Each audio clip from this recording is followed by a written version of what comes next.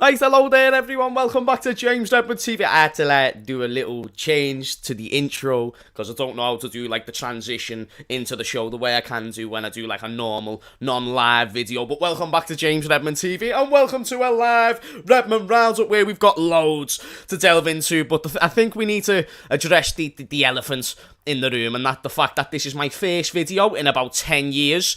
Mad. And listen, I will take the award for the most inconsistent YouTuber of the year so far. I'm going to delve into a little bit why I haven't been uploading later on in the show. Like I said, we've got loads to get into. Love will be shown to the chat throughout the stream as well. So whether you're watching this live or not watching this live, love to the Redmond's Army as always for sticking by me and watching me videos because it means the world. And I love doing these shows, and the live shows are the best ones because even though I like art and I like creating good edited videos, like if you remember in the summer all the Redmond Roundups, they were like edited and looking decent.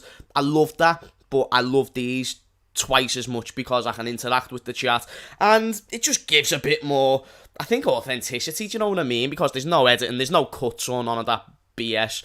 So yeah, it's good to be back, man. It's good to be back on my own channel. I've been doing a lot of great collaborations. I've been doing bits on Anfield Agenda, Cop TV as always. Shout out to the boys.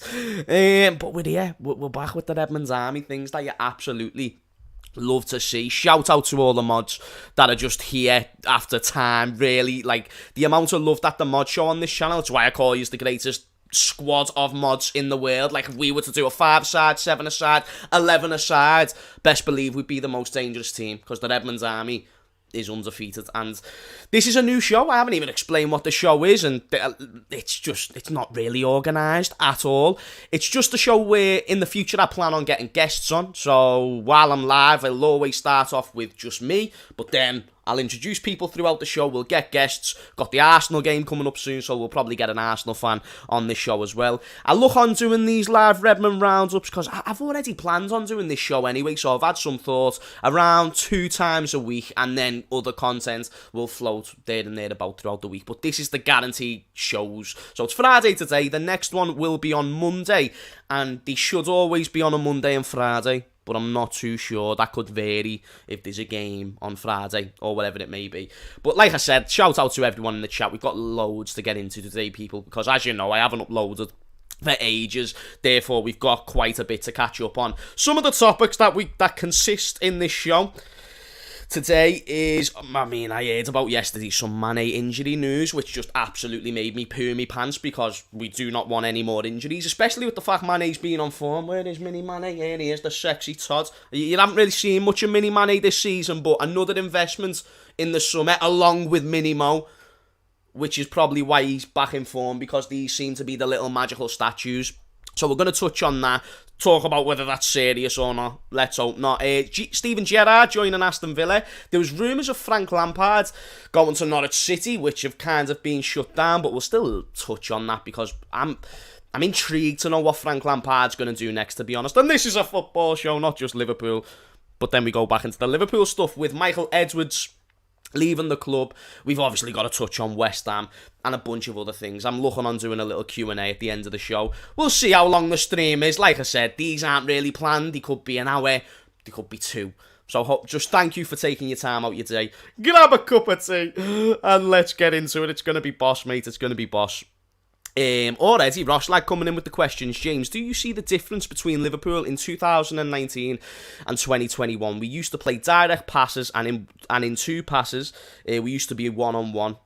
Now we play short passes.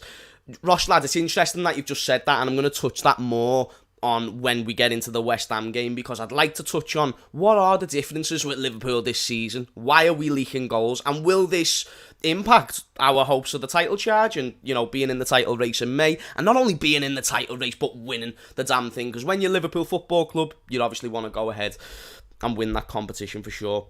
But the first thing we'll delve into is Sadio Mane and his injury news. I'm sure a lot of people are curious, as well as myself. The things that I've read up on, he picked up a little knock in a game for Senegal, and then he was taken off the pitch, but apparently it's nothing too serious. He should be available touch wood, for the first game back against Arsenal. And we're going to need Mane for that game because, like we said, the only way we seem to be winning games at the moment is scoring goals, and Mane has been in great form. I think he's got 7 goals this season, got an assist or 2 to his name. He seems to be back to his best or there and thereabouts. He seems to be on fire, and you don't want to lose a player with that type of momentum. He was great against Atletico Madrid. Not as strong against West Ham, but we do move. And yeah, I think the good news there is that news is not too serious, because we have saw, as of late, the injuries pick up. And I'm sick of these injuries, mate. Like, there's one thing that really annoys me. I mean, West Ham, we have no excuses because we had a fully fit squad. But the midfield, you know, if you do lose a player or two, the attack, that is also not ideal. So thankfully that's not too serious, and let's hope no bonuses come out there, because we know what can happen in these situations. But let me know what you think about the injury crisis this season, because it does seem to be just racking up again, and we're only in November and the list is 7 or 8 players. So let's hope for the best. But the main thing that I want to start off this show today, I thought I'd touch on that first, was Steven Gerrard joining Aston Villa. And this will be timestamped, so if you're tuning in late or if you're not watching this live, then don't you worry, you can watch the show back and it will be all custy and dandy. So Steven Gerrard signs his contract with Aston Villa until 2024, the same year that Jurgen Klopp will most likely leave Liverpool. And I'd like to propose the question, is it the right move now for Steven Gerrard? Will he be backed, or is he joining a club that's kind of on the decline? Because let's be real, this is a case study for Steven Gerrard. This is, you know, for Liverpool fans at least, it's a case study to see how he's going to do in the Premier League, because we cannot deny his achievements at Rangers. We can't deny how good he was there, winning the league, and not only winning the league, but he was invincible. He'd done this in 2 seasons, and even when you look at some of the signings he made at Rangers, the likes of Ryan Kent from Liverpool, the way these players improved, the way he was able to discipline Morelos, for example, I think that's his name, the Rangers striker, you can see that he was a well set out coach. He has a good team behind him, and that's why it worked. He had a style of play. He's going to bring that to Aston Villa. He's going to make them more compact. And whether you ask me, is it the right move or is it a little bit risky, I think it's the perfect move, just based on the fact that Aston Villa is a club, best believe, is going to back Steven Gerrard. Steven Gerrard is the one who's going to bring the voice to the room, and then obviously he's got his tacticians behind him, Michael Beale, for example. He's got a great coaching staff, and that's one thing you've got to credit Steven Gerrard, because it's important to have a front man and centre, but you've got to have the right team behind you. And Aston Villa, in my opinion, are acquiring someone who is going to make them better. And what's Villa's ambitions? To probably be a top 6 side. Last season, between September, January, that's what they were kind of looking on doing. They were looking on being a top 6 side. Jack Grealish got injured, shit went a bit west, and then stuff happened, you know what I'm saying? I also don't want to miss out any super chats, because I will get to these throughout the show. T-Boys TV says, yes, James, good to see you back. I'm at the England game, watching you before I do a vlog to the game. Big up yourself, my mate. I didn't even realise England were playing. Thank you so much for the super chat, because it means more than you think, and I hope you enjoy the game, my friends. People, go subscribe to T-Boys TV and check out that vlog for sure. But no, Steven Gerrard, it's a good move for me. A lot of people are thinking, but can he do it in the Premier League? If he can or he can't, that remains to be seen. But will he be back to Aston Villa? Yes. The players that he's got right now, Leon Bailey, Danny Ings, Ollie Watkins, John McGinn, I think it'd be naive to suggest that these players will not improve under Steven Gerrard. That's why I think it will probably be a success opposed to a bad move, because I don't see Aston Villa on the decline. And if it doesn't work, then it's because Steven Gerrard just is not good enough as a manager, or at least right now, because he's still so young and he does not need to rush into anything. That's one thing we need to realise. And, you know, a lot of questions that I've saw is, why does he have to join Liverpool in 2024, and will this move to Aston Villa impact that potential move in 2024? Maybe it will. Maybe he might end up joining Liverpool in 2030, I do not know. But if he does well at Aston Villa, makes them a regular top 6 side, kind of like what David Moyes has done at West Ham, with the proper back and with the good players they've got at the moment, then honestly I can see a lot of Liverpool fans changing their tune, not looking as appointing Steven Gerrard as a risk, because it's a risk right now. You can't just go off what he's done in Scotland and hope for the best. Premier League is much more competitive. As impressive as it is, as breaking the number 10 for Celtic it's all the more harder to beat Chelsea, West Ham, Man City, and Manchester United if they get their shit together. Ed Woodward's obviously leaving that club, which is only going to help them. It's just everything that I think we need to see. And if he does well, great. Does he play good football? We'll get to see in the Premier League. Can he utilise good players? He's got good players. By the time he leaves, if he can make Aston Villa a top 6 side or there and thereabouts, top 8, then I'd probably be fairly confident to bring him to Liverpool. And I like to compare Steven Gerrard and the way he sort of set up his time. And I'd love to know what Aston Villa fans think about this appointment. This is just me talking from a pure Liverpool fan, outside perspective looking in. I think you're getting a manager who is going to be the voice, and he's going to be the Bill Shankly type figure in the dressing room. He's going to bring the emotion. If you're losing 1-0 at half-time, that's the perfect man you want in your dressing room having a go at you. And then, like I said, you look at Beale, his assistant manager. Obviously, he's got Gary McAllister as well. But Beale is such a great tactician to where he's going to be able to make that team just play it, give them a style of football. If Steven Gerrard didn't have a style of play, that'd be concerning, even with 3 years in management. Not to mention he done the under-23s for Liverpool. That's why I think all this and more, Steven Gerrard just works. And then this season, I don't know what his expectations are for this season, and it could go in many, many different ways. He could finish 14th and people already write him off.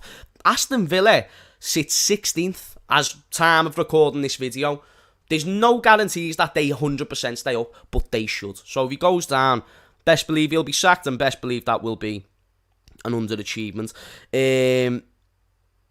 He may even go to another club after Villa, in 2024. He doesn't have to join Liverpool straight away. It's about, like I said, getting his craft in. And even though there's a few things in life that's inevitable, you're born, you die, and Steven Gerrard should manage Liverpool and win the league about 10 times with us.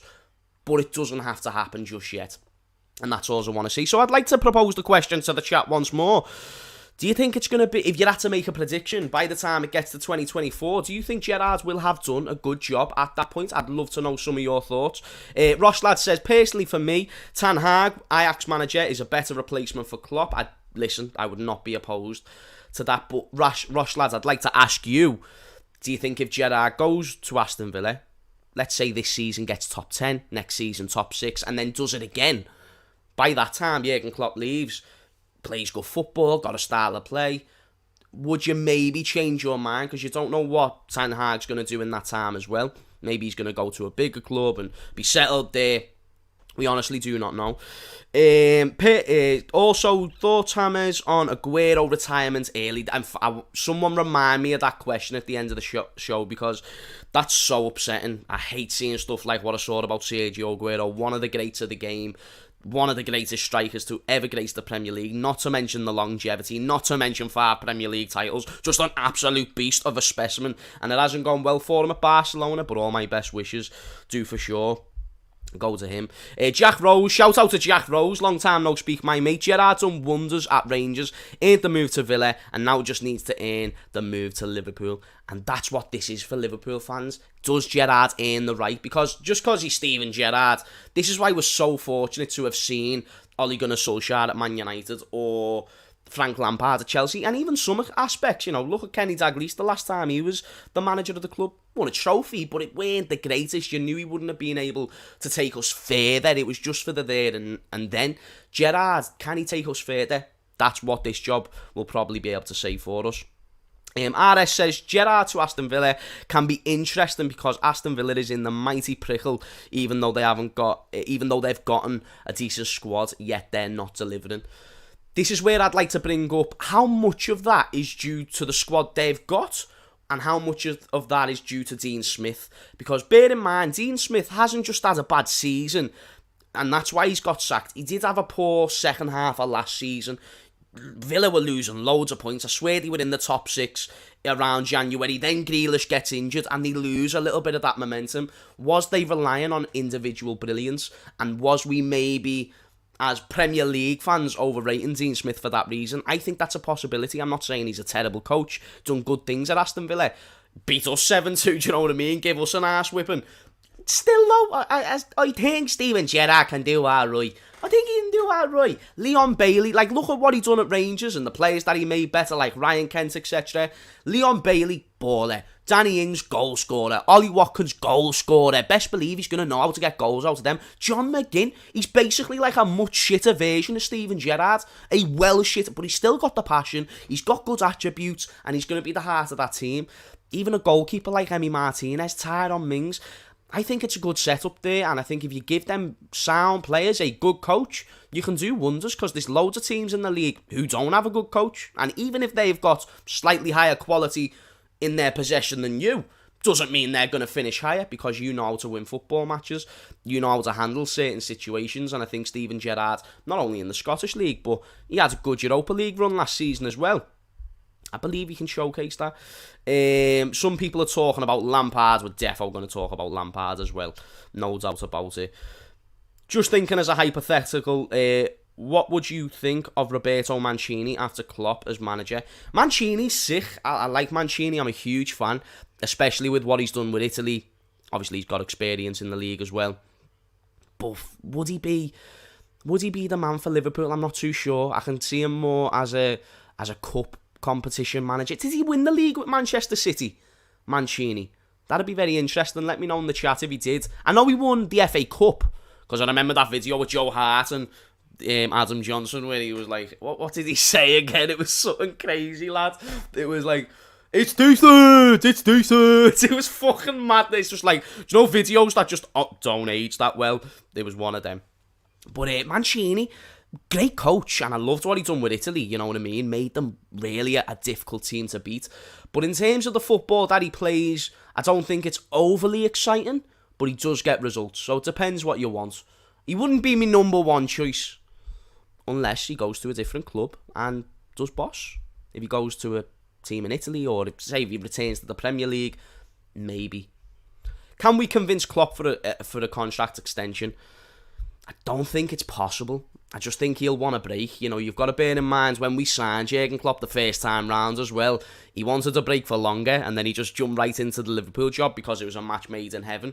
But he is going to be wanting a break soon. It's why he left Dortmund.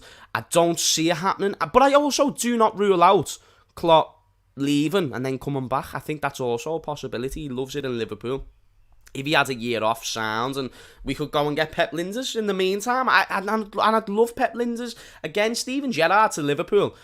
It doesn't have to happen right now. It can happen in 2030. It can happen in 2035 when he's 50 or 55. I do not care. I just like... My inner Steven Gerrard super fan just really wants to see him lift a Premier League for Liverpool. Whether it's as a manager, as a player, I really do not give two shiny shites. It's just one of them things. A lot of people are asking me for my thoughts on the West Ham game. I'm going to delve into that now. But first, I'd like to just quick... Because we're on the topic of managers returning to the Premier League and whatnot. Frank Lampard to Norwich City. Now, I saw a report yesterday saying it was basically done. I saw a report today saying it's now not done and he's not going to be joining Norwich City. If I'm Frank Lampard, you know, his move to Chelsea was more premature than giving friggin' Harvey Elliott the Ballon d'Or. He's boss. He's got so much potential in his arse. But it doesn't mean that he's the man right now. And to jump right into that Chelsea job after one season at Derby, I just thought it was bad decision making. And then if he jumped into this job, because again, it's not confirmed, and I don't even think he's going to end up moving there. And the reason is, also, I don't think he should move to Norwich. He's someone who's worth more than the fucking owner. So you're going to go to a club where you're guaranteed to get relegated, which is not going to look great on the CV on top of things that he's already done. And then you're probably not going to get back. You might do well in the Championship. You might get a few signings here and there. But then, like, imagine if he joins and didn't get re-promoted with Norwich, and that's what Norwich is known for. I just think Frank Lampard needs to go away and just improve on his managerial game. I'm sure he's been doing that over recent times. I'm sure he's a better coach now than what he was when he left Chelsea. But give yourself more time. Maybe go abroad and learn a craft somewhere else. Go back to a Championship team. Go to another Premier League team that is going to give you better backing. Norwich City, I feel like that's just walking into your own death trap, and you're setting yourself up for just a longer period of fans doubting you, calling you the shit manager. We couldn't keep Norwich City up. Not many people could keep Norwich City up in their circumstances. So why are you going to try and do it? You have not got the facilities for that, big man. So if I'm Frank Lampard, I'm saying stay away from that, mate. Who is his dad? It's not Harry Redknapp. Is it Harry Redknapp's cousin or some shit? I'd be like, mate, can't be doing that. Learn your craft. Learn your craft in your game. I just think he'd be setting himself up for murder, people. It would make no goddamn sense. Anyway, Liverpool and West Ham. I feel like that's the thing that we've got to delve into next. And the topic that I've named it is Liverpool are leaking goals, which is dead shit. Like dead crap. Because Liverpool have been one of them teams. Like the first 10 games of this season, I think we'd only conceded in like 2. One of them against Chelsea or whatever it may have been. Or it might have been the first 7 games. Anyway, we had loads of clean sheets. And then recently, you saw what happened against Brighton. We lose the lead. AC Milan, it happened. Atletico Madrid, it happened. Brentford, Manchester City.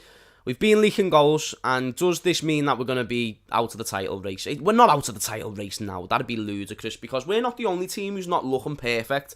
You know, Chelsea just drew against Burnley. They had a questionable performance against Brentford a few weeks ago that they got away with. City have lost more games than I'm sure what they would have liked to at this point. And Liverpool have drew more this season. And I can only put this down to the other teams getting better, you know, improving over time, making good additions to their squad. It was only a matter of time before the league became more competitive. And I'm not saying Liverpool can't do better defensively, but I'm just saying I think that has a part to play. But that West Ham game was embarrassing on all fronts, and I'd love to get your thoughts in the live chat as well, people. But let's start off with a few of the key points. Alisson. I feel like that's the bug in the room, isn't it? One thing I've noticed about Alisson, one of the greatest, if not the greatest goalkeeper in world football. I'd rather have no one else in between the sticks. I love everything Alisson's about. But one thing that I won't like, or that I don't like, is that Alisson does tend... Do you know if he makes one mistake, he drops his head, he forgets who he is. It's like he makes one mistake and he thinks he's Adrian, and then he settles for that, and he makes more mistakes, and he overthinks situations. Stop overthinking. He has got great ability, yet he overthinks many, many circumstances that ends up costing us. He saves us more than he loses us points, but in this game specifically... If you remember last season as well, when he had a bit of a down spell and he weren't looking as good or as sharp... Alisson, like, you remember the City game where he made one mistake and then he ended up making like 3? It's just, don't lose your head. Just dust yourself down, take a deep breath, and then just take it all in. Don't be feeding into the pressure, because that's the one thing that will cost Alisson. And in this game, the first goal, I mean, you can talk about what you want from that corner. It's a mixture of good from West Ham and very poor defensively from Liverpool. You shouldn't leave 3 defenders to be surrounding the goalkeeper. The goalkeeper needs to do better in that situation as well. I think the second goal where he gets a hand to it but it just goes off. Like, everything about it, right? Let me just find me water. Here's me water. Everything about that was just... It looked low on confidence, and confidence issues in between the sticks is a big, big issue. So not ideal there, but I think Alisson's going to bounce back soon. But he was terrible in that game. I thought Robertson had a very poor performance as well. And I'd like to touch something on Robertson and just the topic in general. You know, there's been a big thing about Klopp and his favourites this week. You know, he has favourites. I think Shimmercast would have been... And hindsight's 2020, and it's very... Anyone's a genius in hindsight, aren't they? Especially me. But I thought Shimmercast would have been perfect for this game. His creativity on the width, I think he's more creative than Robbo. But for games where... You need to press the team and you need to get high up. You need to win the ball back quick. You need to get from A to B. You need to counter-attack. Robertson's perfect for those games. But in games where the team's going to sit back in a bank of 4, they're going to be narrow. Get some creativity on those wings. Trent is brilliant. That's why Trent had an alright game going forward. He got a goal. He was creating a few chances. But Shimmercast, I'm not saying he's a better fullback than Robertson, but he's more efficient. His crossing is more efficient. His passing is better. From what I've seen, I wouldn't have hated seeing Shimmercast. And one thing I want to see from Jurgen Klopp going forward is not choosing players just for the sake of it, not choosing Bobby because he's Bobby Firmino or Mane because he's Sadio Mane, Robertson because he's great and he is the best left-back in the world in a lot of people's eyes, including my own. But then you've got Tsimikas, who stylistically could have been perfect for this game and could have really made a big difference. So I wouldn't have hated to see Tsimikas start this one, and in future I'd like to see us start utilising our squad depth just a bit more to give us the best chance in these games. You've got a good squad. Use it. Origi came on. You saw what Origi done. I wouldn't have hated him coming on sooner. There was loads of games last season where I thought Origi could have done a job coming on as well. But I'd love to know your thoughts on that and your standout points in the game. It was crazy. Of course, you had positives. Liverpool Warrior mentioning the free kick from Trent. Absolutely sublime. He's not English. He's Scouse, but like he should be Brazilian or some bullshit. He's got crazy tech. He's one of the most technical players in that squad. I think if you put him in the England squad, there's an argument that he's the most technical player. I really wouldn't put it against him. You've got Sancho, and then you've probably got Trent. Them two are the top two. And that maybe even edge Trent. Dylan says, Ox was great against West Ham and Klopp threw Thiago into the deep end in his first game back after injury. Dylan, he had to do it at some point. Thiago's been fit for like a month now, so I don't think Klopp was throwing him into the deep end per se. I just think, he's building them up minutes. I think Thiago should have been capable enough to do well in that game, and quite frankly he didn't. But I do agree with Ox. I think Ox did have a solid performance, but I am still kind of done with Oxlade-Chamberlain. I don't know about you, Redmond's Army, and I hate to say, because he's a belter fella, proper sound, beard's amazing, like she's so gorgeous, it's crazy. He's got a little kid now and everything. I love Oxlade-Chamberlain, really. Like, every time I see his face, makes me smile. But his footballing ability just hasn't lived up to the potential of what it is, because his footballing ability is top notch. It's just about getting that consistency, and we need consistency and reliability in that midfield for sure. Also, James, are West Ham a top 4 contender? Yeah, after that performance, 100%. It's easy to sit here and say Liverpool was shit, Alisson made mistakes, and this, that, and the other. No, West Ham were also boss. Like, David Moyes, the way he's got that team set out, I am not being funny or not. And I knew asked this question, RS, great question. Don't write off West Ham being in the top 4. I mean, the one thing I question, can they sustain this football? Can they go through the December cramp period where they're going to be playing a lot of Premier League games and get through it? I do not know. But it's looking good. They've dealt with the Europa League or the Europa Conference League games. Wait, are they in the Europa League or Conference? They're in the Europa League. So they've dealt with balancing the Europa League and the league very, very well. They now sit 3rd in November. They've got a good squad there. Bowen, Antonio, etc. Even look at their midfield. What wins teams' games? A good midfield. Souček and Declan Rice. It's one of the most solid partnerships in the whole midfield that you're going to get. You look at their back 4, Ogbonna, former Juventus player, Zuma, former Chelsea player, Cresswell, one of the most consistent left-backs in the Premier League of recent years, Kufal, who's been probably one of the most underappreciated full-backs in the league as of late, and that's just because they've got a good team, good manager, well set out, and regardless how many mistakes we made, it was just domination. They'd done exactly what they needed to do. We could have done more to threaten them, but we just really didn't try. So it was just one of them things. The chat is absolutely booming today, and I love to see it. Be sure to smash a like if you're enjoying the show and all that other good stuff. How is the defence going to cost us the league? Now, this is a great question from Remy. It could cost us the league because we've seen it before. If you look at 13-14, where, granted, we had a much worse defence. Now we've got Van Dijk and Joel Matip. Great. Back then, we had Skrtel. Shout out to Skinner, but he weren't the greatest at times. And then Mamadou Sakho, who again, sound, but nothing too special. What lost us the league? Conceding too many goals. Some people will say it was just the Gerrard slip and whatnot. It weren't just the Gerrard slip. You've got to put it down to the fact Crystal Palace 3-3, not winning enough of them games in the final 5 games, was it? You saw how far ahead we was that season. And you're seeing how tight it is this season between us, Chelsea, Manchester City. How can you go into the May period and be 100% confident when you're leaking goals? And it's not just that you're leaking goals. If you leak goals against Man City, sound, Chelsea, sound, even West Ham to a degree because they're playing well. But we're also doing it against Brighton, Brentford, these type of sides who are good footballing sides. but you've still got to have enough quality to be able to shut them down, and it's just one too many. Score as many goals as you want, but sometimes it will come and bite you back in the ass. Luis Suarez and Daniel Sturridge was the best partnership that I've probably ever saw, or one of the best partnerships that I've ever saw between two players in an individual season. Sturridge got like 23 goals or something ridiculous, and he could have been the best striker in the world that season if it weren't for the man he was playing next to in Luis Suarez, who again, like Sturridge was boss, Suarez was alien. Like, he could have won anyone the league that season, yet he was in our team and we still didn't do it. We still didn't get over the line, and we should have. That's why I'm only suggesting it could be a possibility if we don't reassure our defence. How do we do that? It's just about tactically approaching games more correct. You know, Jurgen Klopp, he doesn't always get it wrong, but he has got it wrong a few times this season. But it's not just Klopp, though. I don't even want to just blame it on the manager. The players do drop their heads at times, even the centre-backs. And someone even said before about Alisson and the comparison that I made to the Man City game last year where he never played as well. I understand that game is his father died and anything can happen when them, like, your head can be all over the place, and I've never been through something like that, so fucking hell, imagine what I'd be like if something like that happened to me.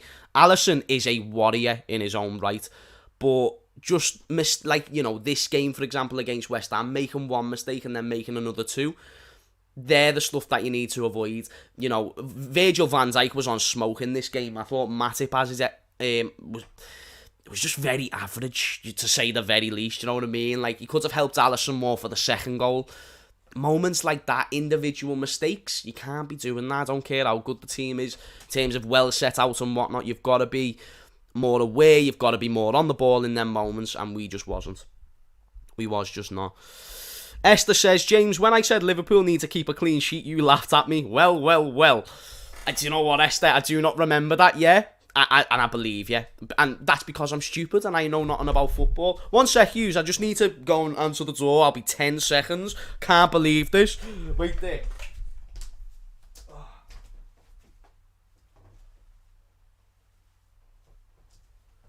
Nah, actually, we're custy.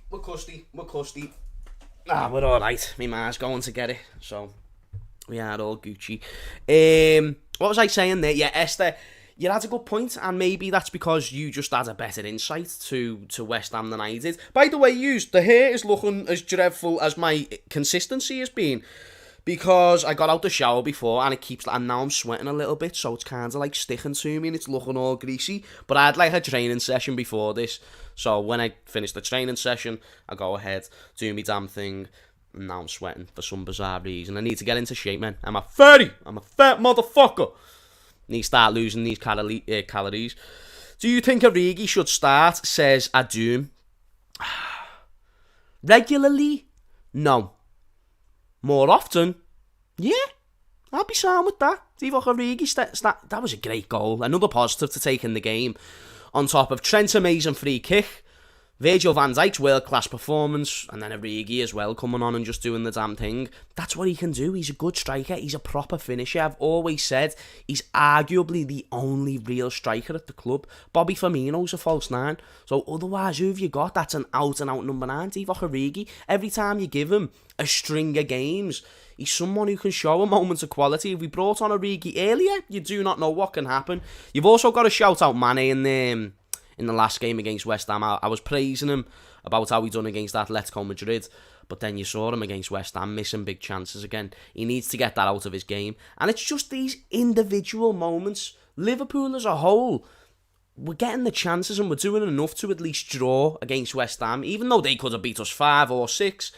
You know, if Mane scores that in the last minute, we're 3-3, do you know what I'm saying? And we salvage a point against the top 4 sides, at least at the moment.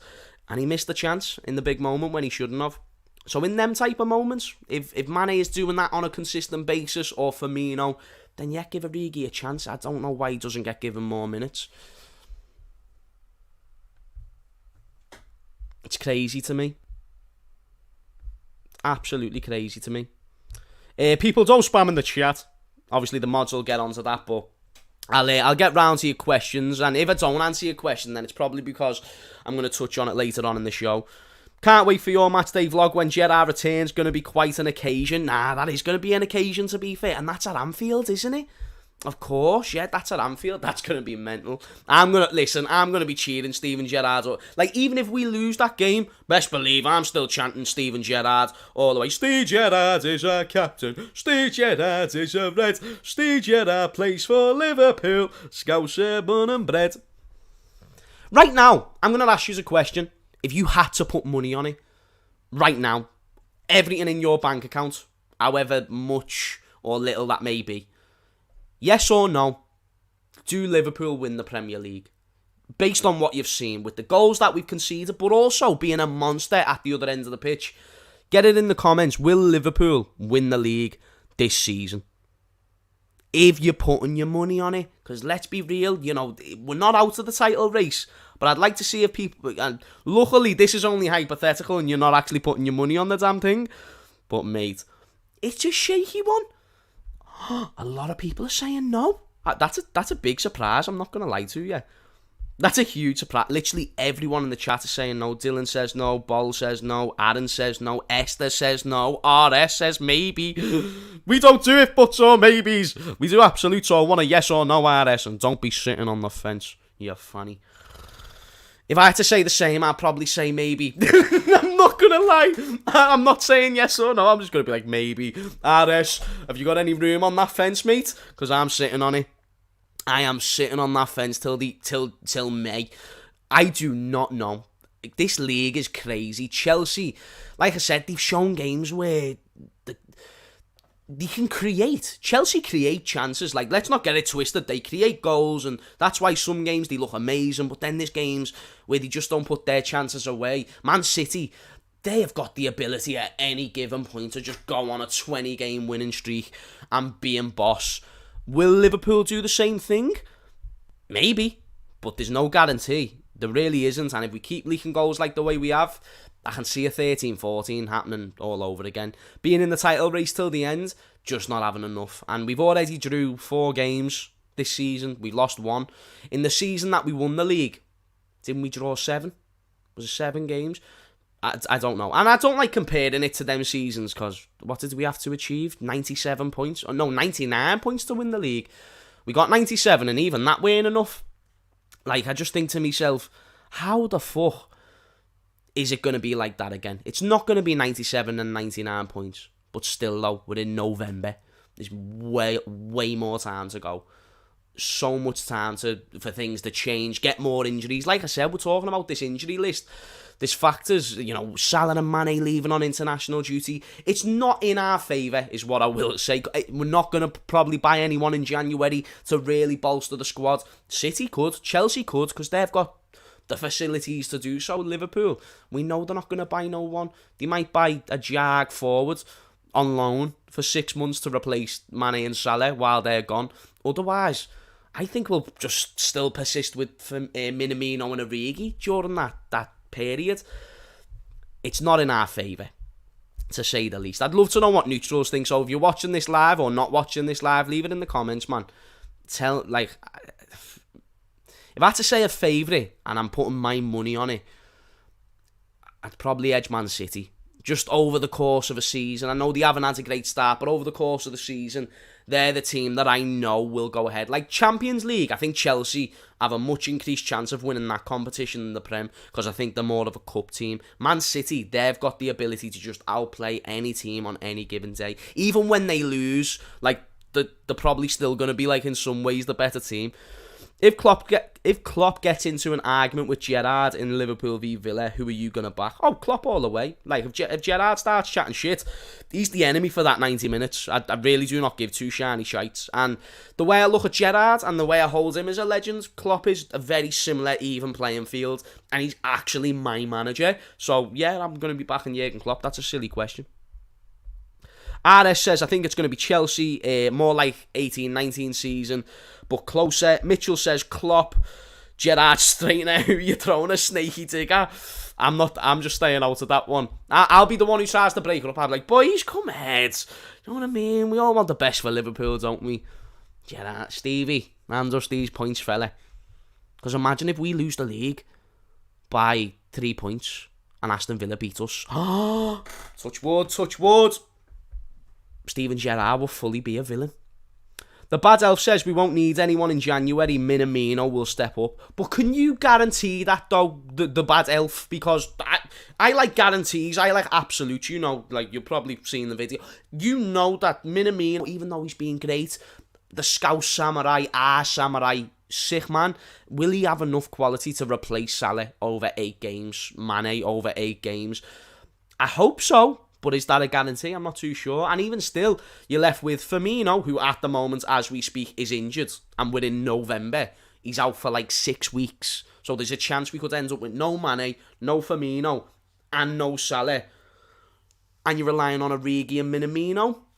Maybe Kate Gordon gets promoted from the youth team. Can you rely on that 100%? I'm not too sure. But obviously, if he does start, then I'm going to be backing him all the way. Our next 10 matches will determine where we stand. That's a great shout from Remy. I don't know what our next 10 fixtures is, but I think as we get into December, or outside the December period where there's loads of games, Liverpool tend to do well in them loads of games as well. Without Salah, without Mane. I think you're right. We'll probably have a good indication on whether it'll be a title charge, you know, whether we're going to be leading the title race or if we're just going to be there and thereabouts. I hope it's not a top 4 race. Fuck that. No one likes a top 4 race, dude. Everyone hates a top 4 race, so let's just hope that's not the case. I want to answer a few more comments before I move on to the Michael Edwards stuff, because obviously Michael Edwards has left the club, which is just another big piece of news that I've just completely missed out over the past few weeks from being the worst YouTuber in the world. London accent. Oh, so you want me to do my London accent? I think it's overrated, bruv. You know what I'm saying? Like, I do some words that's decent, but there's some words that kind of fuck up, so... And I think it's annoying after a while, so I'm going to stop. I'm going to stop right now. Lucas says, the one slight positive we can take from the unavailability of Mane and Salah is we can see Jota be the star man. Oh shit, yeah. Didn't even mention Jota in the options. But don't you think Jota would thrive more with good players around him? Not to say Origi and Minamino aren't good players, but they're not the most creative. And I think Jota, what we've saw, he likes creativity around him. So I don't know what I'd be thinking about that trio. Lampard isn't taking the job. Yeah, I've seen that as well. Ice cold Krim. I don't think he will be taking that job, honestly. Esther says, next 10 in all competitions. So here's our next 10 games. Arsenal, Porto, Southampton, Everton, Wolves, Milan, Villa, Newcastle, Tottenham, Leicester. So Arsenal, you should win that game after losing and draw. You should win all of them games, realistically. But let's be honest. Arsenal, you should win. Porto, doesn't matter. Start the kids for all I care. Even though Jurgen Klopp said that he's probably not going to do that because the 2 million or something that you win for actually winning a Champions League group stage fixture is big to the club. Southampton, you got to win that as well. But they've had a good season, so they could be a tricky team. Everton, I'm accepting no less than a win. They're dog shit. Even with Rafa Benitez, shout out to Rafa. Like, I love you, my mate. Agent Rafa, you know the dance. But yeah, you've got to be winning that. Wolves, yes. Milan doesn't matter. Villa, it'd be ideal if you won that. But you never know. Aston Villa could become a much better team by then. Newcastle, yeah. Eddie Howe, I do not fear Eddie Howe in the slightest. Tottenham and Leicester, again, 2 teams that have underperformed. But I suppose you could see Tottenham be a good team by then. We better win at least 8 of those games. If they're our next 10 fixtures, I'm expecting 8 wins. And I don't care about the Milan and Porto one. So I'm expecting all wins in the Premier League, long story short. I don't think that'll happen. But even if you draw 1 or 2, I don't think it's too catastrophic. But Liverpool needs to start getting a run. How do you win a league title? By getting a run of games together. I feel like that's the only way Liverpool really go ahead and take the charge, because it's not just Liverpool and City, it's not just Liverpool and Chelsea, there's multiple teams who are in this. Even West Ham, don't be surprised to see them push us, you know what I mean, put pressure, like, oh, they're only certain amounts of points behind you. Even Arsenal, aren't they only like 2 points behind us? Oh, fuck's sake. So shit. I thought we were going to be well better by this point. I did not see Liverpool making this many defensive mistakes, but we'll hope for the best. Next thing that I'd like to talk about, as we're 43 minutes into the show, Jesus Christ, I still want to do a Q&A as well with the chat, where they just chat nonsense. Michael Edwards on leaving LFC. Let me know what you think about this. I'm going to read the chat in a little bit, so maybe save your opinions for when I ask for them. But I'm devastated, because he's done great, hasn't he? Him and Klopp were like a match made in heaven. It was like Rey Mysterio and a Batista tag team. Like, remember back in the day, Batista and Rey Mysterio was a tag team? Mustafa, you'll know what I'm on about. Phenomenal, just worked perfectly. The big guy, the small guy, and the dynamic between those things made matches great. Jurgen Klopp and Michael Edwards was literally what they need, because Jurgen Klopp is not a big spending manager. I'm sure if you offered him a little bit more money, he'll go ahead and buy some good players. But with FSG, you're going to need someone like Michael Edwards and Jurgen Klopp, someone who can find the good players for an affordable price, and then the player that would accommodate Klopp as well. And he barely missed. Who do you think? Loris Karius was a bad option. There was maybe a few more pre-Jurgen Klopp era, but in the main, the majority of those signings were good. Even when you look at the start, he joined Liverpool in 2012. Correct me if I'm wrong in the chat, I could be on about Julian Ward there. But 2012, he joins the club. He does very, very well in recent times. You could maybe question his earlier times, but he still brought in players like Sturridge, Suarez from Ajax at the time. Even the players that he sold. Like, people don't talk about this business enough. Like, Solanke seems to be the one that gets talked about. Oh, we got 20 million for Solanke. But even like Benteke, we bought him for 30 million. He had a terrible season, and then we sold him for like 28 million. And you saw what Benteke's been like since. The business that he's been able to conduct is fantastic. And best believe we're in a worse position for not having him in the side, or in that sporting director position, because he's one of the best in the world at what he does. I think not only is it a negative because we're losing such a great man in that position, but we're also going to be losing him to a competitor, to a rival, someone like Real Madrid or Juventus, wherever he ends up going. I'm not too sure. He's going to do them a job, and that's another team to worry about. But the thing that gives me a little bit of hope and a little bit of confidence about this whole thing is his assistant sport director. I don't know if that's the exact title, but there and thereabouts. Julian Ward is now going to be stepping up. Ward has been at the club for a very similar time, I think only 2 years less than Michael Edwards, and he's had experience even before Liverpool and whatnot.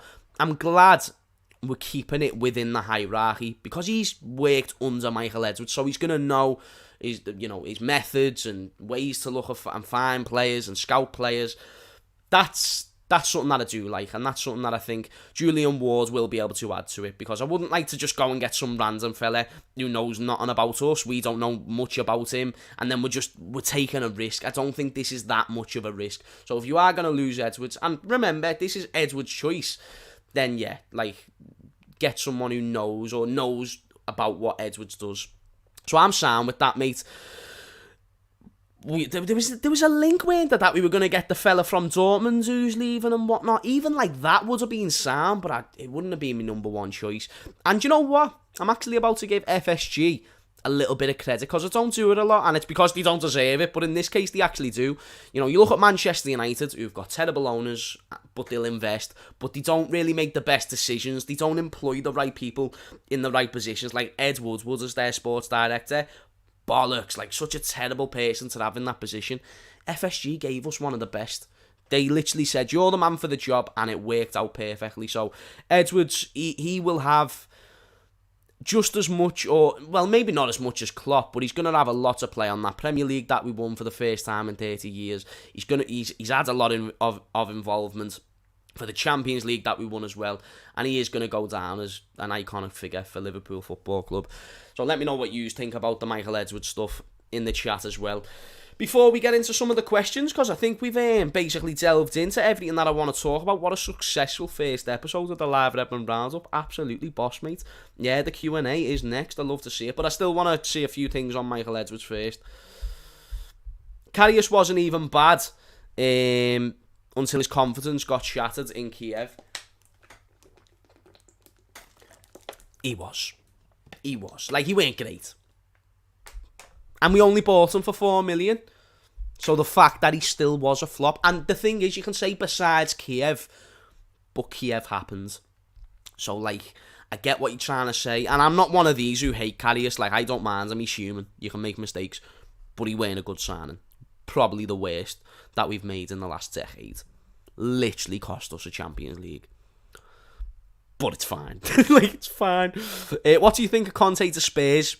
We might as well get into the questions. Boss, great for Spurs, do you know what I mean? Someone who's going to bring a philosophy to the club. He's probably going to bring the best out of certain players. yeah, I think that's a good signing. I'll go into that more in depth, but I don't want to miss out any opinions on Michael Edwards and what people think about that. James, do you like that Johnny from the Insta Lives? Johnny, I feel Insta Lives. I haven't been on the Insta Lives for a while, so I might need to remember who Johnny is. Big Lavity. Right, do you know what, mate? Let's get right into the to the chat. Let's to the Q&A, should I say. Hopefully you've enjoyed this stream as well. If you have, be sure to smash a like and subscribe to James Redmond TV. Big up to the Redmonds Army, and thank you for all the support, all the super chats and whatnot. Absolute legends. Let's get into poor Karius. Nah, it's heavy on Karius, but he weren't great. Do you know what I mean? But he doesn't deserve the hate either. Peter says, what happened to your watch-along against West Ham, where your keeper and Van Dijk was shocking? Peter, I'll answer the watch-along question. I'd have to disagree with Van Dijk being shocking. I think he stopped it from being 5 or 6, so I'm not sure what game you watch, Peter. That being said, I weren't well, so I've been unwell a lot recently, and that's actually one thing I wanted to address. I need to get fitter, people. Like, I'm going to be straight with you, yeah? Like, I'm someone who likes to think I'm in shape and whatnot, but I've let myself go over the past few weeks, and I think it's, like, really fucked up my immune system. I've been eating loads of scran, and, just not taking care of myself how I should, and I think that's why I've been just getting little, because I haven't been seriously ill, it's just been getting colds and stuff like that. I had a throat infection the other week, which just came out of nowhere. It's just been one big heap of shite, so I never done the West Ham watch-along. They're going to be back, of course, when it gets to the Arsenal game. Wait, no, Arsenal's at home, so that's going to be a vlog, but then the away games, from there then forth, will be like that. Yeah, mate, just the past few weeks have been a nightmare. Just trying to motivate myself to do a video when you're not really feeling up to it. That's where I need to improve my discipline, and I need to improve just realising this is what I do. And you're going to have off days, but you still push through it. And then one thing I also realised, kind of like going to the gym, is when I go live and I start chatting to you, I feel happier already. It's just the getting in the seat and setting up the stream, which, believe me, is not a lot of effort. It's just when I'm slightly under the weather, I make it a big deal in my brain. Like, I think, oh, this is so heavy. But then you realise, like, there's people doing proper jobs where they're lifting shit, and that's real effort. This isn't proper effort. It's just, but when you start, it's actually fun, and then you're loose again. Yeah, the watch-alongs will be back, and I can't wait for them to be back. But that one, I was unwell. I was unwell. Shout out to Solomon. Sorry I haven't been here. I've been looking at my mock results. Good luck, Solomon. I hope you've done well. I'm sure you smashed it, my mate. You're a smart geezer. Anyway, a question. Why do you think most people from Liverpool, or Liverpool fans, ain't into the England team? I just think it's because of the way the city's treated by a lot of the country. You know, the system and the way it's systematically run. And there's a lot that I disagree about the institution of England and the way they've handled Scouse people, because the reason why I think Scouse people are kind of looked down upon us is because we've got our own brains. We don't just follow the crowd. If we see something, or if we sense something a little bit fishy, we're going to call it out. And yeah, like, you know, we're working class. We're not the only city who has these things, but we're certainly one of the more, like, the lightest shone on us more when it comes to these conversations. A lot of Liverpool fans, they'll support England, they'll support the players, they just don't really care because they don't feel welcome to the party, I suppose. But people will then say, oh, but you're victims and shit like that. If you see the reasons why we're trying, and the points that we're trying to get across, you'll see that we're not just trying to be victims for victims' sake. But there's a lot of situations where it's gone against us, and when you see the support that we get, we just kind of say, fuck you, and we'll stick together. And that's why we say Scout's not English and these type of things. For me, and I can only speak for myself, I can't speak for the whole of the city, I do support the players. I want them to do well. And if there's any national team that I'd want to win a World Cup or whatever, it'd be England, because it'd be a great laugh between me and my mates. It'd create a memory. But I do not give a fuck when it comes to the English institution. Genuinely could not give two shiny shites in the slightest. So that's why, Solomon, to answer your question in the best possible way. George says, also, James, do you think Robbo will start against Arsenal next week? Yeah, most likely. Even though Shimaka's has started 6 games this season, 6 wins and 6 clean sheets. So we'll see. Mitchell says, just never wash your hands, boss, for your immune system. Mitchell, thank you. Appreciate it. We'll take that advice on board. Shit, I washed them before as well, before I went live.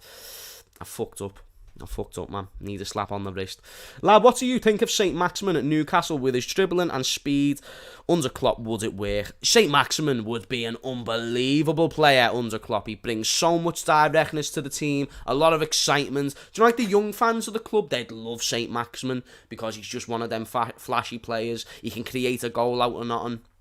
I think he'd thrive under Jurgen Klopp. I don't know what his injury record's like. That definitely has a factor. Otherwise, I'd love it. I'd absolutely love it. He's not my number one option, but the best thing about having a manager like Jurgen Klopp, a variety of different players would work under his system, and that's why I would not mind him in our squad for sure. I think, and the way he does it for Newcastle in a team where he's been playing under Steve Bruce and he's still doing well, it shows he's got that individual brilliance, which I think Liverpool lack in a lot of ways. But he's got a long-term contract at Newcastle, so it's going to be hard to tie him out of that. I swear it's like a 7-year deal. What do you think about our midfield performance heading into the festive season, says Jared. The midfield performance against West Ham was was it Brentford? Brentford, it was shocking. West Ham, it ain't really much better. But I think if we can build momentum with Henderson, Fabinho and Thiago, which is the trio I'm sure everyone in the chat, including myself, wants to see, then yeah, I think we can do well going into the festive season. You know, hopefully have a lot of hope that we can actually see them, because it is a big question mark. Will Thiago stay fit? Will Henderson stay fit? Because we're getting a lot of fixtures to come up now. But if they can stay fit, and we'll win the majority in the midfield battles. And if you win the midfield battles, you win games of football. Dilly ding, dilly dong, and all that business. RS says, do you think Liverpool will go hard on transfers in January if they have some poor run of matches from here to the title?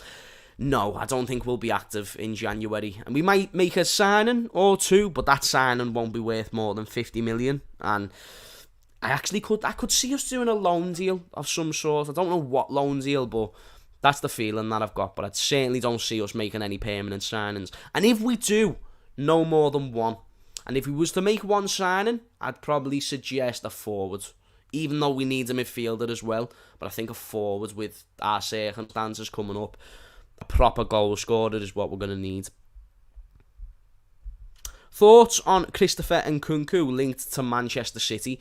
He'd be a great player for Manchester City, because one thing that I think City lack in their midfield is someone with loads of energy, because they play De Bruyne, Gundogan, and then like Rodri. But I think sometimes if you brought in Nkunku, and I'll say his name wrong loads of times as I'm saying this sentence, he'll bring like an element of like kind of like Naby Keita, but with better legs, and he'll press more. But he's great on the ball as well, and I think he'd go into your system well. And the way Manchester City like to rotate, he'd be perfect. So yeah, very good signing. I don't know how much he'd be, but a very good signing indeed. I don't know if them links are strong, but I'll have to look into that. He plays for Leipzig at the moment. Smashes it for Leipzig. I'd like him at Liverpool, so... Ken says, sorry I'm late. Are there any teams out of England that you support in any way? Oh, great question.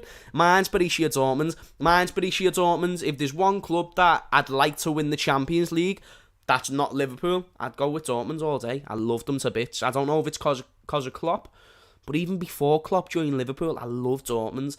And then when I find out that they sing You'll Never Walk Alone as well, that obviously just makes them even, well better. They're just, how do you not like Dortmund? They're not the team that goes out and overspends. They're not the Man City, the oil team of their country that just gets hands of players out their arse. They go ahead and they buy players. And even when they lose players like Aubameyang, Pulisic, they'll go out and get a Jadon Sancho. Or even like when they lost Ousmane Dembele. And they'll buy all these players for 5 to 10 million. Next thing you know, they're worth 100. And it's just great the way they do business. It's great the way they're set up. And they compete. They haven't won enough league titles for me, but they still compete every season. And even having players like Haaland and whatnot, like they've always got a star. They're just an exciting team to watch. So if there was any team that I do support, 100% would be Dortmund. Oh, it is right. Can we get a round of applause for Solomon, who said that he's got all 9s and 8s in his mock exams? I love that, lad. And I got a 6. Listen, I think 6 was one of my best grades in school, Solomon, so you've still done well. And congratulations, my friend. Absolutely smashed it. A very bright future for you. Brains, pom brains. Suhab says, would you take Liverpool winning the Prem but City winning the Champions League? Yes, absolutely. You're telling me that I have to sacrifice Manchester City winning their first ever Champions League? A team that is a rival but isn't a team that I hate. I don't hate Man City. I don't particularly like them because we compete with them, but I don't hate them. Where I could win our 20th league trophy, which would equal us with Manchester United. Yeah, all day. Because if we win the league, then we're equal to Man United. And then we've got more Champions Leagues, got the same amount of Premier Leagues, and we can just do a big fuck you to all the United fans. So, yeah, all day. I don't mind when City win their first Champions League. They've still got 5 more to catch up on after to get to our level. There's levels to this shit, bitch. Luco says, James, do you reckon our gegenpress is the best that it's ever been done in comparison with other teams that have also played with that style? The best that has ever been done, possibly, because we're scoring a stupid amount of goals this season, Luca, and that's what gegenpressing gets you. It gets you to win the ball back high up the pitch. It allows you to create space, and it allows you to catch the opposition off guard. We've done that much better this season, at least over recent years. I mean, this could be recency bias, but I think we look more dangerous going forward than what we did in 17-18 and 18-19, where we looked unstoppable in them seasons as well. So 100% a big shout. So areas where we've lacked defensively, it's certainly been accommodated in some way with the goals. So yeah, man, that's a shout. Love this stream, but off to watch England. Yeah, I'm gonna be going off in a second anyway, but we'll get a few more questions in there. Didn't even realise that England were playing today, I swear to God, people. Like, it's just one of them, you know, when England play, it just goes right above my head. Absolutely crazy. Esther says, Liverpool should buy Saka so that Danny Slater can become a Liverpool fan. And it's Danny as well. Yes, Danny, I hope you're well, my mate. I hope you're getting better. Saka and Smith Rowe are here to take over. Good luck, you're going to need it. Danny, you overrate Saka. I'm just going to say it now. I love you. Smith Rowe, I think he's better of the two youngsters, but you talk about Saka like as if he's Greenwood or something like that. He's not that. He's not Greenwood. Like, he's really, really not. I'm sorry, Danny.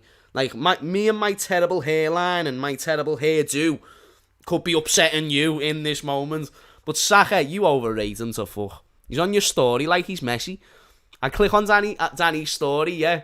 Every single slide is of Saka and the occasional one will be of Smith Rowe. Like, he's good. He's a good player, but you overrate him. Ryan says, evening James, surprised by Gerrard's appointment, but you can only wish him the best. Ryan, 100%. If you want to go and check out that, I talked about it at the start of the stream, about him joining Aston Villa. We've done a good 20-minute segment on that, to be fair. What do you think of Brendan Rodgers to Manchester United? It'd be a good appointment, if it does happen. It'd be a very good appointment, because he'd make that team tick. But I don't know if it will happen. Not anytime soon. But it's a possibility because Leicester haven't been doing well. So I'm not too sure. I really, really don't know. King, do you think Konate will start against Arsenal? Well, the question is, do I think he will or do I think he needs to? I don't think he needs to. And one thing I mentioned before, with the Shimmercast-Robbo comparison, that Shimmercast brings more creativity to his game, Robbo brings more energy. I think the Arsenal game, you don't need to worry about pace, because Aubameyang, notoriously quick, but now he's working on his game, at least in my eyes, where he likes to link up the ball more. He's only really a threat cutting in off his right-hand side. And even Saka, he's not like one of the quickest players. Danny's fuming. Saka is also not one of the quickest players. I think Saka's strong points comes from his movement. So I'd rather have people who can read the game better against Arsenal opposed to physicality, and I think that's what Konate brings. He can read the game good as well, but Joel Matip is better at reading the game, so that's why I think he'd be a better option over Konate, at least for the Arsenal fixture. I think Konate would be a better team, more suit. Do you like Brentford, where you're coming up against Ivan Toney, Mbeumo, physical specimens? Like, I think that'd be a good game for Konate. But Arsenal, I feel like they're only going to try and play through us, or maybe on the counter-attack. Maybe with counter-attack, you could go with Konate. I wouldn't be too against it, but if I had to make an edge, then it would be Konate. George says, not going to lie, Aubameyang has lost half a yard of pace to be expected considering he's 32. That's what I mean. He's working on his more on-the-ball play now because he's realised he's lost that yard of pace. Absolutely normal. Still a really, really good player. Still can score a goal on any given day. But yeah, you don't have to particularly worry about Aubameyang as one of the quickest attackers in the league no more. And that's why I think you would start Konate to bring the physical aspect. Because as well, if Trent gets beaten, you want that to be covered by the pace of Konate. But you don't have to worry about the pace in this game. Do you think Kane will stay now that Conte is the manager? I think he'll do what Daniel Levy has plans on him doing since the summer. I think he'll stay until the summer and then he'll leave somehow because his value's only dropping dramatically anyway. I think Kane wants to leave regardless whether Conte's there or whoever's there. I don't think the manager will be enough. I think the situation at Spurs is what's wanting Kane to leave or wanting Kane to go to a bigger side because there's no guarantees for trophies at Spurs even with Conte.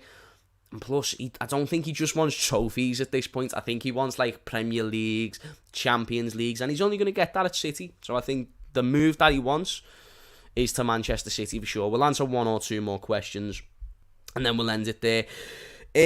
What do you think about Thiago starting rather than Keita or Curtis? What a channel. Hey, nice one, my mate. Wait there, actually, what's that? Annabelle, thank you very much. Really appreciate it. And Thiago starting rather than Keita or Curtis? Yeah, if he's fully fit. I want to see the trio of Hendo, Nino, Fabinho and Thiago. Please. I've been waiting for it since he's joined. He's literally like, when you talk about technical players, you've got Trent and Thiago. I think they're maybe the two best technical players in the team. And we've not got to see a string of games of Thiago, Henderson and Fabinho. Maybe there's a reason why we're not starting them three. Maybe we want a bit more energy in that midfield. But I think Henderson going forward, Thiago just pulling the strings and Fabinho sitting back. Yes, please. That is what I want in my life. Even over Naby, who's boss, but he can't play more than 4 games. And then Curtis Jones as well. Get him in when you can, but I don't think he has to be a first team regular right now. Especially not over them players. Anyway, who's going to get the last question? Who's going to get the last question of episode 1 of the live Redmond Roundups? The regular live Redmond Roundups, of course, because we've done this show before. James, can you see Shimicast replacing Robbo on the left? Get this in the chat. We'll make this a group question before we end the stream. Anytime soon? It's a possibility. It is a possibility. Apparently Harry Maguire scored for England as well, so fair play to him. Was it a header? Nah, what a stupid question. It's like asking if water's wet. Of course it was a fucking header. Has he actually scored? Solomon, I'm trusting you, you knobhead. Ah, yeah, he has. Just got the notification. I'll have to put that game on. Like I said, I didn't even expect it. Fair play to him. Absolutely fair play to them. That's the only thing you can do is head a ball. If you want to pay 80 million for a fucking fat head, pay for me. I think he could. I think if Robbo has a bad string of games, then it definitely can happen. And Shimika, it just depends what fixture. I think you rotate them. If I can have my choice, I'd rotate Robbo and Shimikas instead of just having one starting left back. Look what City do with their team and the amount of change. Like, they rested De Bruyne the other week. They rested Grealish. £100 million signing, resting on the bench. Like, I really wouldn't be against it. They're very similar in quality. One thing, like, I really rate Shimikas. It's crazy how much he's impressed me this season. Absolute joke, lad. But fair play to Harry Maguire doing the business for England. But people, we are going to end the stream there. We've got a good 1 hour and 7 minutes. This show will vary in time over the weeks. We're going to get guests on, like I said. The next episodes will be Monday, so hopefully a lot of stuff happens on the weekend, so we can jump into that.